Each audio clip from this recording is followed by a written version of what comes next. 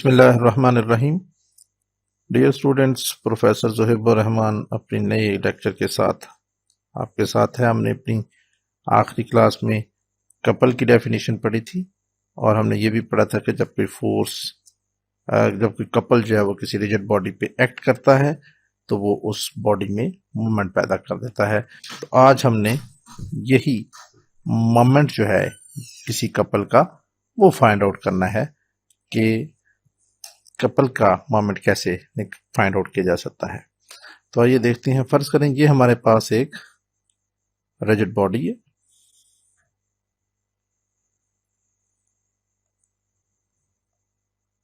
ठीक है जी, और इस पे दो फोर्सेस एक्ट कर रही हैं, क्योंकि कपल के लिए हमें पता है कि कम से कम दो फोर्सेस होना जरूरी है। तो फर्ज करें वो फोर्सेस क्या हैं। एक फोर्स ये है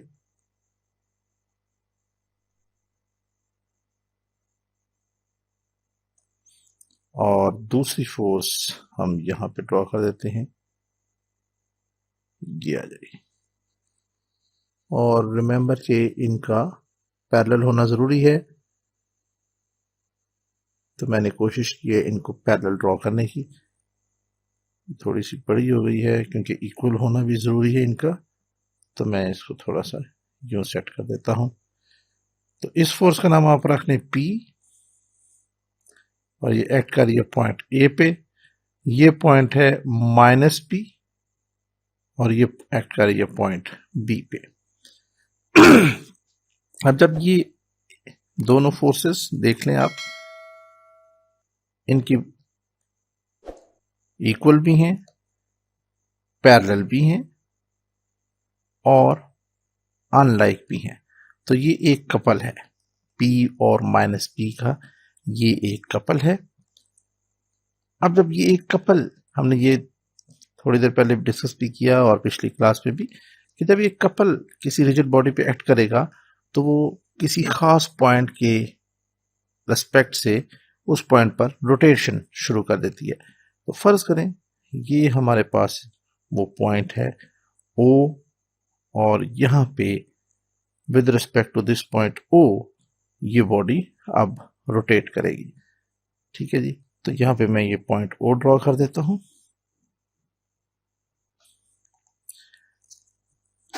अब ये जो फोर्स है P, ये एक्ट कर रही है A पे, तो इसका position vector with respect to O क्या होगा, ये हम यहाँ पे ड्रॉ कर देते हैं।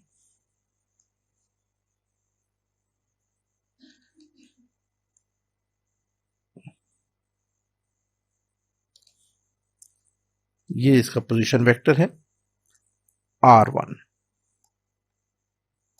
ठीक है जी। ये मैं बाद में लिखता हूं R1। इसी तरह ये जो फोर्स है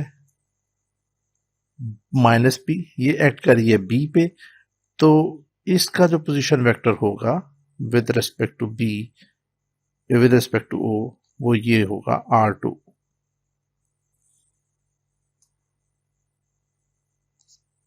दोबारा ड्रॉ करता हूं मैं।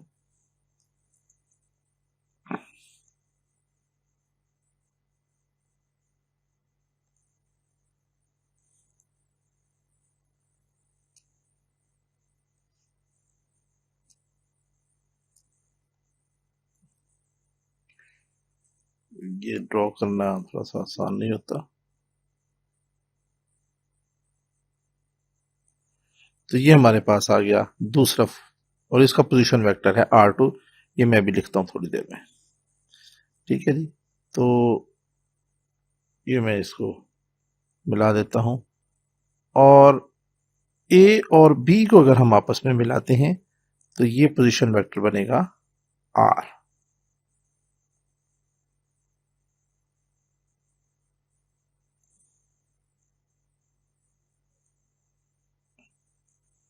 ठीक है जी।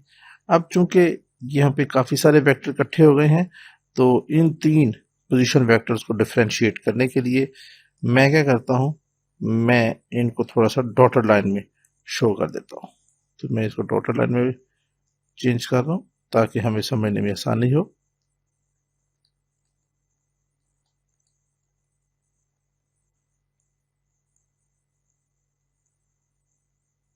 ठीक है जी। तो इनका अब मैं कहता हूं ये है R1, ये है पोजीशन वेक्टर R2 और ये है पोजीशन वेक्टर R। ठीक है जी। तो ये जितना कुछ हमने यहाँ पे बनाया है, अब इसको हमें यहाँ पे लिखना है। तो आइए आप इसको लिखते हैं। Consider a couple P minus P acting on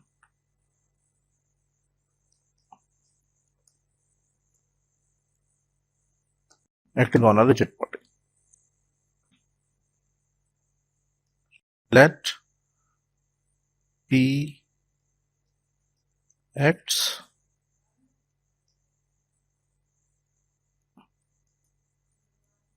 at point A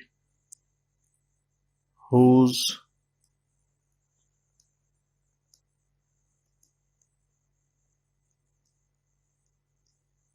position vector is R1. फिर let the force minus P, ये कहां पे एक्ट करेगी? Yes, acts at point B whose, अब इसका भी पोजीशन वेक्टर डिफाइन करते हैं और बताते हैं। यहाँ पे ये लिखना लाजमी होता है, अदरवाइज आपको कोई नंबर नहीं मिलेगा। whose position vector is R2 as shown in the figure। ठीक हो गया जी। अब हम कहते हैं, चूंकि ये एक कपल है जो इस रिजिड बॉडी पे एक्ट कर रहा है, तो इसके अंदर डेफिनेटली मोमेंट पैदा होगा। तो हम कहते हैं कि late G be the moment of this couple। कौन कौन कौन सा कपल है? P और माइनस P। अब यहाँ पे याद रखें, हमने इससे पहले मोमेंट ऑफ ए फोर्स पढ़ा था, तो उस पर हमने मोमेंट को m से डिनोट किया था, बिकॉज मोमेंट m से स्टार्ट होता है, तो हमने इसको m कहा था। यहाँ पे हम इसको g कह रहे हैं, क्योंकि यहाँ पे एक्चुअली ये दो फोर्सेस का एक ग्रुप है, इसलिए इसको हम g से डिनोट करते हैं। मोमेंट ऑफ ए फोर्स हमेशा m से होता है डिनोट, और मोमेंट ऑफ ए कपल को हम g से जनरली डिनोट करते हैं। इस डिफरेंस को आपने याद रखना है। ठीक है जी।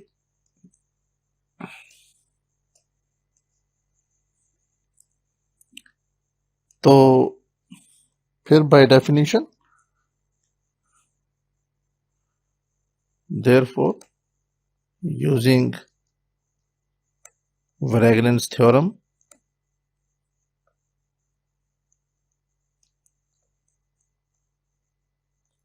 ये वैगनस थ्योरम क्यों यूज हो रहा है? क्योंकि यहाँ पे अब हमारे पास एक से ज्यादा मोमेंट्स आ रहे हैं। एक फोर्स ये है, इसका एक मोमेंट होगा, एक फोर्स ये है, इसका एक मोमेंट होगा, तो वो दोनों को हमें ऐड करना पड़ेगा। तो ये जी इसके बराबर आ जाएगा, पहला मोमेंट है जी इस फोर्स का R1 क्रॉस P,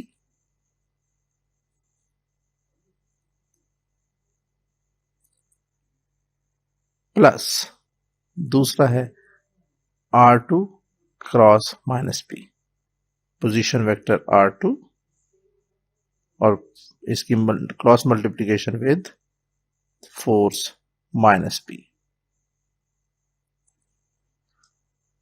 ठीक हो गया जी। This implies G is equal to R1 cross multiplication P, और इसको हम माइनस यहां पे लें तो ये बाकी बचेगा R2 क्रॉस मल्टीप्लीकेशन P।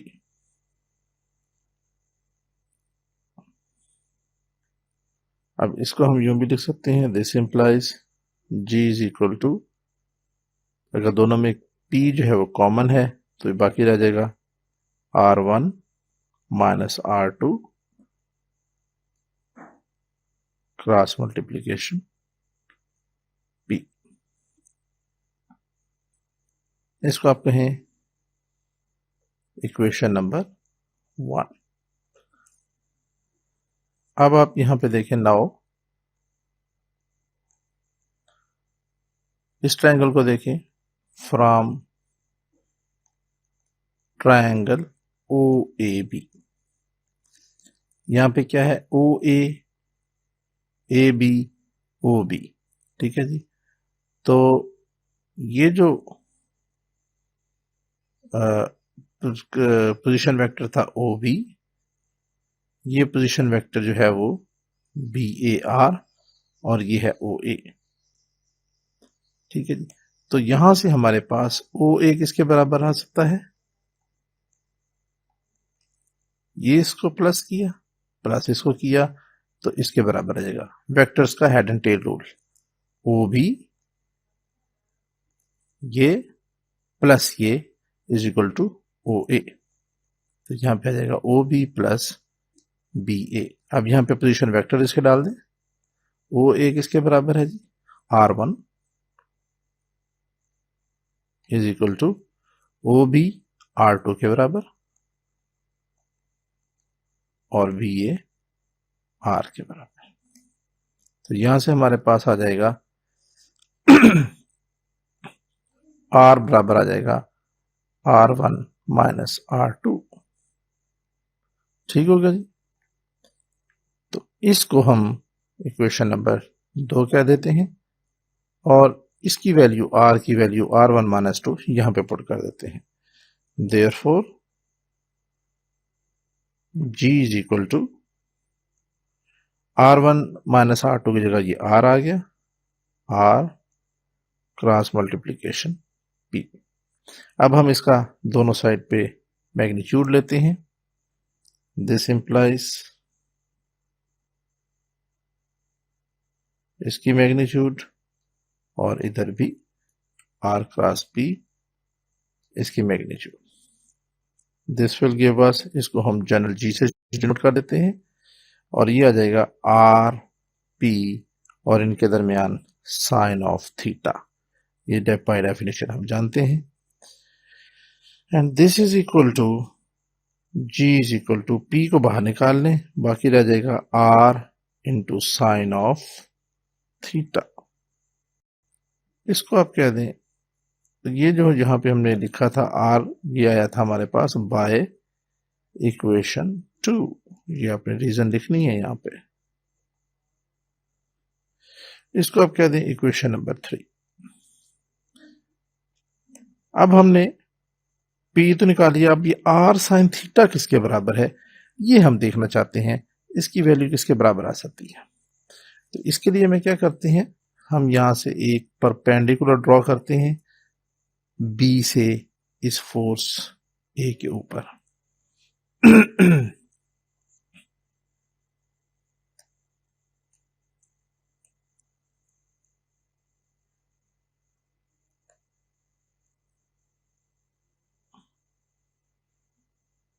ये हमने एक परपेंडिकुलर ड्रॉ किया, जब ये परपेंडिकुलर ड्रॉ किया तो ये आ गया हमारे पास 90 डिग्री, इसको हम कह देते हैं थीटा, और ये जो पॉइंट है इसका नाम रख लें आप L, जैसे हमने पिछली उसमें किया था मोमेंट ऑफ फोर्स के सिलसिले में, और इसको हम कह देते हैं D, राइट। तो अब आप देखें कि एक इक्वेशन हमारे पास ट्रायंगल बन गई, राइट हैंड ट्रायंगल ALB, ठीक है, ALB। मैं इसको लिखता हूं यहाँ पे, फिर आप उस पर दोबारा जाते हैं। Now draw a perpendicular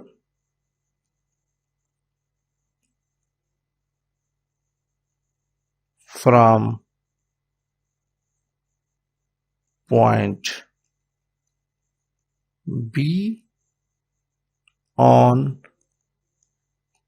line of action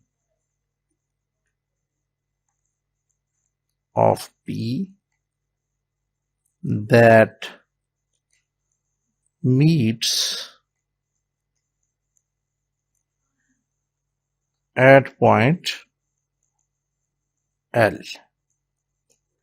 Now,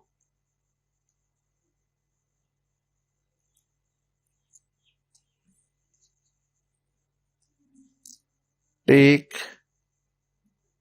BL को हम ले लेते हैं इज इक्वल टू D. इसको ये क्या होता है? Called arm of the couple. ठीक है जी. अब लिखें now from right angle triangle ALB. देखें जी, ये हमारे पास राइट एंगल ट्रायंगल है. अगर साइन थीटा किसके बराबर होता है? Altitude over hypotenuse. तो D ओवर R ये साइन थीटा के बराबर होगा. फिर सुने, साइन थीटा बराबर होता है आल्टीट्यूड ओवर हाइपोटेन्यूज. हाइपोटेन्यूज में पता है 90 के अपोजिट होता है. तो ये हो जाएगा D over R is equal to sine theta. Sine theta हमारे पास आ जाएगा D ओवर R, यानी altitude over position vector R या हाइपोटेन्यूज. तो यहां से हमारे पास ये आ जाएगा D is equal to R into sine of theta. Therefore equation number 3 अब क्या बन जाएगी? This will give us G is equal to P और R साइन थीटा की जगह हम लिख देंगे D. ठीक हो गया जी. और ये जो आपका एक्सप्रेशन है, this is actually the moment of the couple. This is the expression for moment of a couple या मैग्नीट्यूड ऑफ अ कपल. ये हमने फाइंड आउट करना था. तो गोया यहां से एक रिजल्ट हम ये निकालते हैं कि जब भी हमने किसी कपल का मोमेंट फाइंड आउट करना होगा या फोर्स का करना होगा, दोनों सूरतों में आप ये याद रखें कि जो फोर्स होगी उसको मल्टीप्लाई करेंगे हम उसका परपेंडिकुलर डिस्टेंस के साथ. कौन सा परपेंडिकुलर डिस्टेंस? उस फोर्स का जो लाइन ऑफ एक्शन होगा उस पॉइंट से उसका परपेंडिकुलर डिस्टेंस जिसके अगेंस्ट वो बॉडी में रोटेशन पैदा होती है, जिसके अगेंस्ट वो बॉडी रोटेट करती है. तो ये हमने फाइंड आउट करना था और ये हमारा क्वेश्चन था कि how we can find the moment of a couple, और वो होता है G is equal to PD, यानी force multiply by perpendicular distance, जैसे कहते हैं आर्म ऑफ द कपल. तो स्टूडेंट्स, ये हमने आज साबित करना था, हमने पढ़ा. आई होप कि आपको अच्छी तरह समझ में आया होगा. ये बहुत इंपॉर्टेंट थ्योरम भी है. इसको अच्छी तरह ज़हन नशीन करें, अच्छी तरह पढ़ें, इसको अंडरस्टैंड करें. फिर भी कोई मसला होता है तो मुझे कमेंट्स में ज़रूर बताएं. इंशाल्लाह इसको मज़ीद भी हम एक्सप्लेन कर सकते हैं. इजाज़त दीजिए अगली क्लास तक, जब इंशाल्लाह मिलते हैं फिर. अल्लाह हाफिज़.